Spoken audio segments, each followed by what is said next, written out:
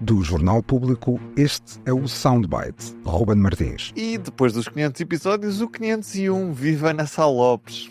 Olá, Ruben. E viva Helena Pereira.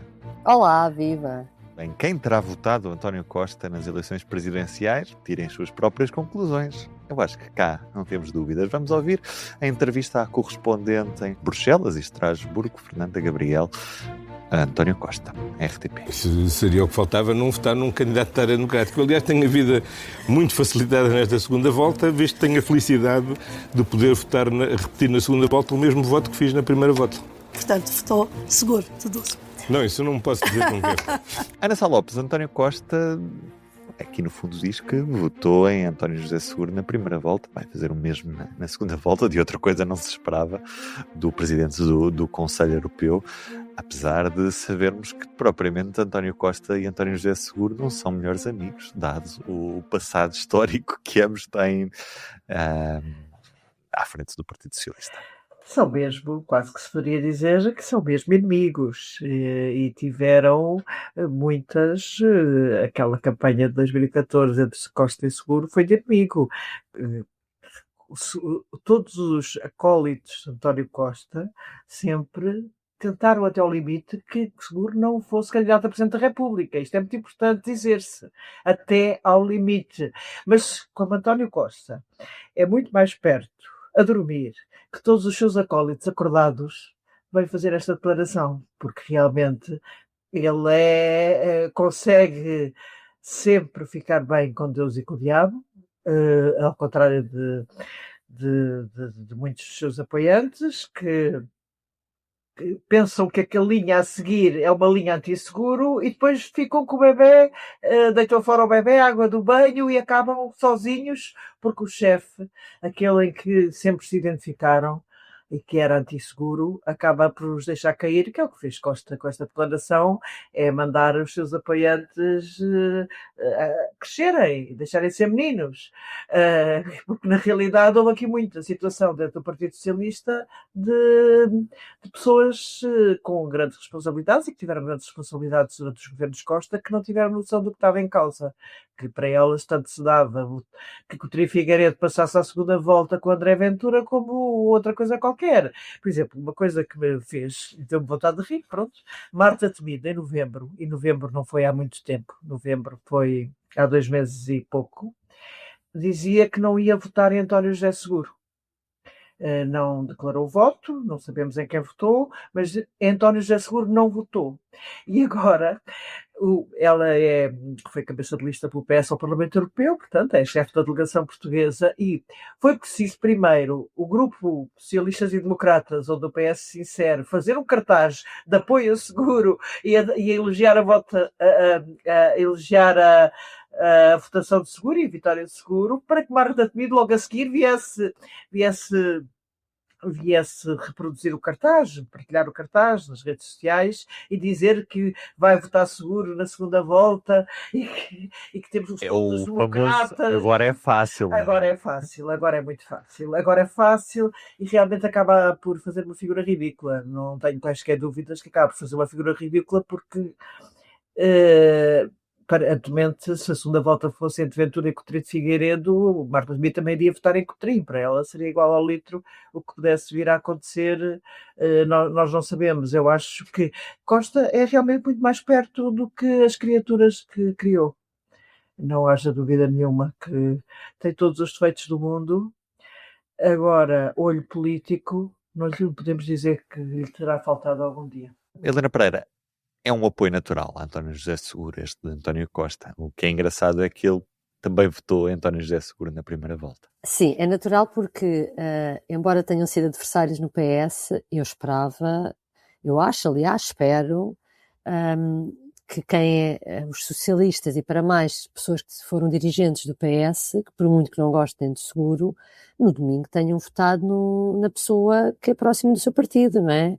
E que, mal ou bem, é com quem, com certeza, tem mais pontos em comuns, do ponto de vista ideológico e isso tudo. Portanto, quer dizer, não tinha muitas dúvidas que ele votasse. Confesso que fiquei surpreendida, foi com a maneira como ele quis dizer que tinha votado, que estava contente tinha votado na primeira volta, porque ele não precisava ter dito aquilo daquela forma. E o que se passa é que António Costa, nós conhecemos-lo, ele vira sempre as coisas a seu favor, mesmo quando elas parecem muito difíceis, ele tem a habilidade em tentar virá-las a seu favor, e esta não foi muito difícil, não era muito difícil, porque tinha coisas realmente que nesta altura, que são boas notícias. Ele é presidente do Conselho Europeu e são tão poucos os governos liderados por socialistas na Europa, e ainda menos são chefes de Estado, presidentes, naqueles países que são repúblicas, não é? Que são socialistas, porque eu fui ver assim de repente, acho que só na Áustria. E, portanto, Portugal, numa altura em que a Europa está a virar toda à direita, é normal que o presidente do Conselho Europeu fale disto na Europa e com os seus colegas como um motivo de orgulho, porque não é?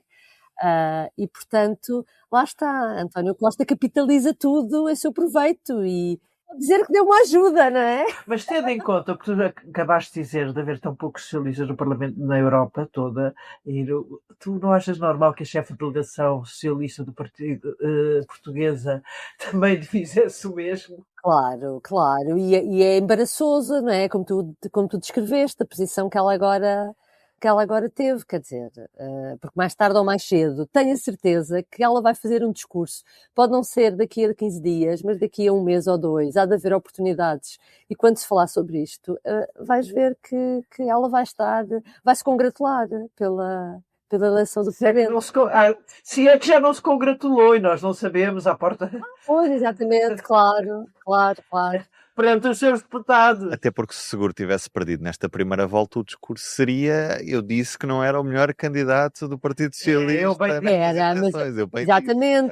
Exatamente, porque houve uma altura, eu acho que realmente muita gente não acreditava, não é? E portanto também não queria vir fazer grande campanha. Vocês acreditam que o Sampaio da Nova, que era o candidato que Marta Temido preferia, pelo menos disse-o nessa entrevista à CNN em novembro, que conseguiria ter os 31% que teve seguro? Penso que não. Ficava abaixo de Marcos Mendes. Provavelmente. Neste quadro com a Esquerda Unida. Com a Esquerda Unida. Não. Pois, também não ficava... Não conseguia ter o resultado seguro. Teve 22 com... Meu Deus, por amor de Deus, seria completamente impensável. Na situação que vivemos em Portugal, onde a direita tem 2/3, eu acho que muitos socialistas estavam com a cabeça no outro lado, não... estão em estado de choque, ainda não recuperaram do choque de maio e do choque de terem saído do... Ana, mas a Marta Temido, a gente acrescentaria também a Mariana Vieira da Silva, que já mesmo quase no último dia de campanha eleitoral fez aquelas declarações à Renascença. Foi impressionante, Mariana Vieira da Silva. A dizer, eu acho que foi no último dia. Foi no último dia, foi na sexta-feira. Não foi? Foi antes do dia de reflexão. Antes do dia de reflexão, Mariana Vieira da Silva foi incapaz de dizer que iria votar seguro.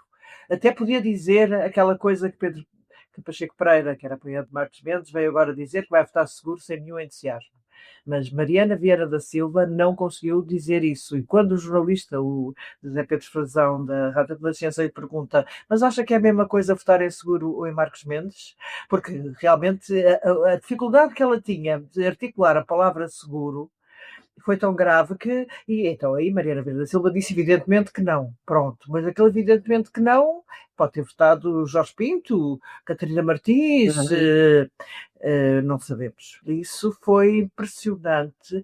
E tanto em Mariana Vieira da Silva como em Marta Temido vimos, porque os outros, apesar de tudo, foram votando e foram anunciando o sentido de voto, Ferro Rodrigues, mas vimos os restos do ódio costista a seguro, sendo que o próprio Costa, como sempre, saltou por cima. Ultrapassam-se a todos. Exatamente, ultrapassam-se a todos e acho, enfim, isto é uma coisa absolutamente menor, mas olha, desde que não se venham colar à vitória como fez Marta Temido, que é um bocado ridículo. Ana, deixa-me provocar-te e perguntar, tão impressionante como teres visto nesta quarta-feira o CDS defender as pessoas que votam em André Ventura na Assembleia da República? O CDS realmente só existe porque o PSD o leva ao colo, não é? O CDS já não existe. E, em parte, também porque Ventura conseguiu. Mas dar força ao candidato que tem potencial para acabar de vez com o CDS também não é propriamente muito inteligente. Isso não é inteligente, como Montenegro não foi inteligente quando faz aquela afirmação de que há um candidato da esquerda, outro da direita, eu sou do centro. Ou seja, obviamente que muitos votantes da AD se identificam com a direita. Não todos ficam do centro. Portanto, ele está a dizer: deem a força ao meu grande inimigo, que é André Ventura. Inimigo político. Quem é o meu grande inimigo político e quem me pode tirar deste cargo de primeiro-ministro chama-se André Ventura. Olha, vão lá e deem força. Isto, em termos, é assim: olha, passem por cima de mim, que eu deito-me aqui na estrada e os senhores podem passar à vontade e pisarem-me, que eu depois acabo, enfim, no hospital, todo pisadinho, mas não me importo. É o que disse Montenegro. Isto é absolutamente dramático do ponto de vista da estratégia política, além de ser cobarde, como é evidente. Cá estaremos para analisar a campanha. Nesta sexta-feira, a sondagem público RTP Antena 1 com esta sondagem, a previsão deste resultado na segunda volta das eleições presidenciais, e na próxima terça-feira há debate frente a frente, o único destas eleições, pelo menos o único que está previsto em todas as televisões, RTP SIC e TVI, entre os dois candidatos que vão à segunda volta, António José Seguro e André Ventura. Um beijinho, até amanhã. Um beijinho, até amanhã. Beijinho, até amanhã. O Soundbites é um programa de Ana Sá Lopes, Helena Pereira e Ruben Martins. A música original é de Ana Marques Maia. Siga o podcast na sua aplicação preferida para não perder os novos episódios. O público fica no ouvido.